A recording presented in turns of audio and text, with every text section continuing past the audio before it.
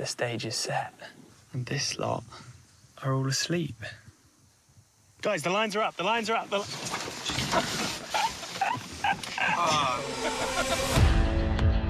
I'm Bertie Gregory. I'm a Nat Geo explorer and wildlife filmmaker.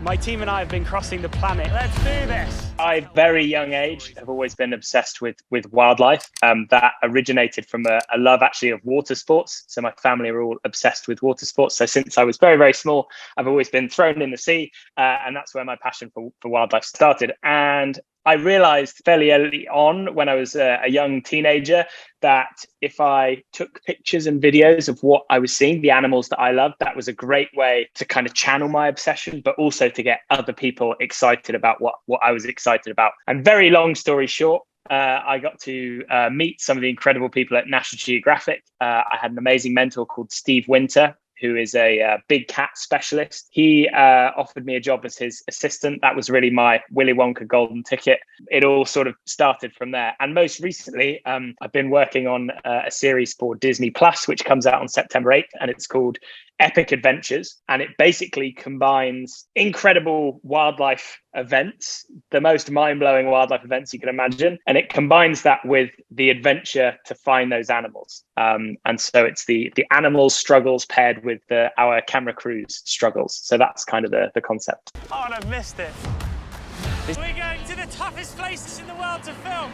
But the most ambitious episode was to go to Antarctica and search for a mythical whale gathering. There were rumors of whales gathering, fin whales, which is the second largest animal on the planet. They can be 27 meters, 90 feet long, and weigh as much as a fully loaded airliner plane. And we set off in a 75-foot ice-strengthened sailboat. We crossed some of the roughest ocean on the planet to get there, and we went looking for this whale gathering. And it was incredibly challenging. We were awake for many nights at a time because we had icebergs scraping down the side of our hull. We were holding on to anchorages with our fingertips because it was so rough. But eventually our persistence paid off and we got very lucky.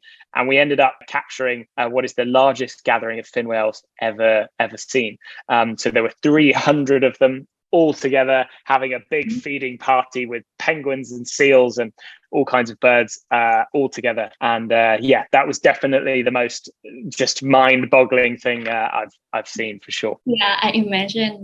So which wildlife for you think is the hardest one to film? That's a very good question. One of the most challenging animals to film was for the eagle episode. It was an animal called a crowned eagle, and they are very, very beautiful. They're Africa's most powerful eagle. They're incredibly well armed. Their talons, their claws are huge. Their rear talon is the largest natural predator weapon in Africa. So it is bigger than a lion's biggest tooth. They are huge. And actually, despite the fact that they're a very powerful predator, they are incredibly elusive. They live in the jungles of Africa, and we were filming them in Zambia. And that was, I think, probably the hardest animal to try and film because just seeing one is difficult.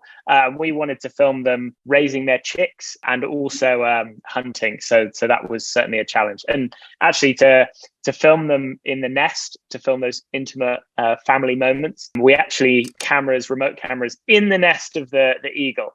So we had to climb the tree and partnering with scientists to make sure we did it safely for us and safely for the eagles.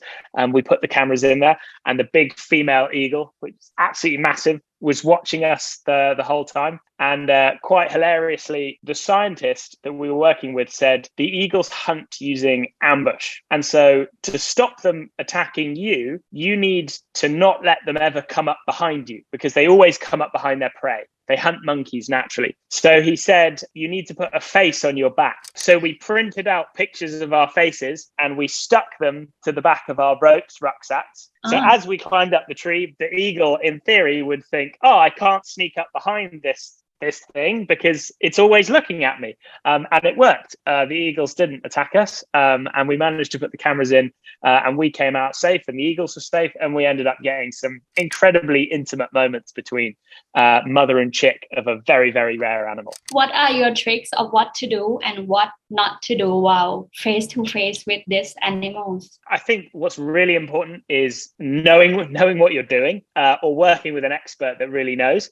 Certainly larger animals, particularly mammals, they can really read how you are feeling, and that reflects how they behave. So in the Antarctic episode, we had a very exciting dive with a leopard seal. Now, a leopard seal is, imagine swimming with a dragon, and that is the closest thing that I can, they look like dragons when they swim. They have this incredibly serpentine neck, massive head, big teeth, very powerful animal. They don't have hands. They're a seal. They have flippers. And so this leopard seal had probably never seen a human in its life, almost certainly had never seen a human in its life. And I was the first human it was seeing underwater. Now, what do we do when we see an object that we've never seen before? We use our hands and we want to touch and feel what it is. Well, they don't have hands. They use their teeth. That's their strategy. And so this leopard seal came right over and started to put my hands, the camera, my head in her mouth. Oh, coming back. Uh-oh. Oi, time to get out. And that is potentially a very scary, dangerous situation. But if you think, okay, this animal just wants to know what I am, it doesn't want to attack me, it doesn't want to eat me, it would have ambushed me because they're ambush predators. It would have come out of nowhere if it wanted to attack me. It came straight at me, it knows which way I'm looking. And so it's important to just be very, very calm. And the seals totally know if you're calm. So if you're calm, they're calm. And yeah, that's the way that you need to be around animals. Read their body language and react to that.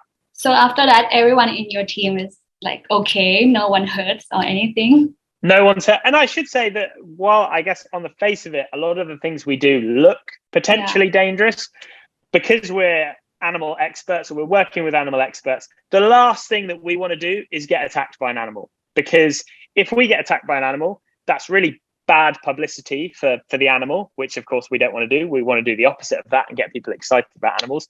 But also, getting attacked by an animal is very, very inconvenient, and we want to avoid that at all costs. So last questions from me. Do you see any challenges the world is facing right now while you are filming this in the natural world?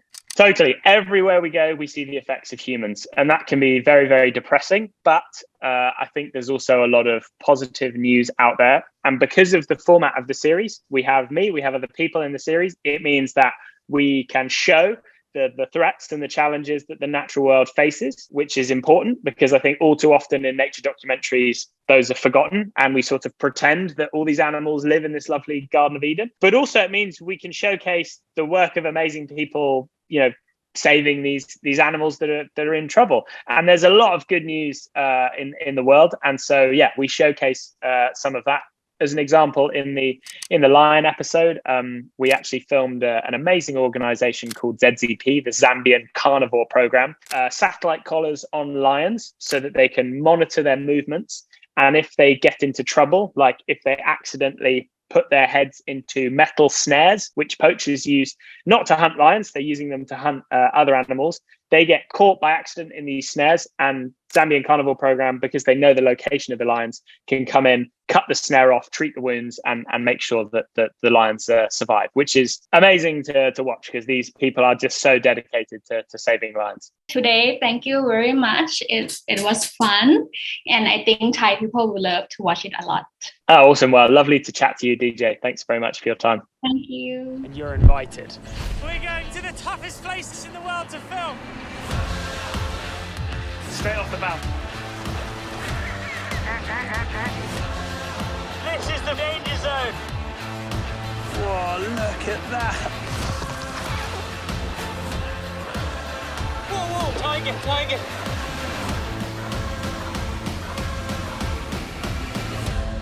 The thing that makes me most excited is that I have no idea what's in store for us.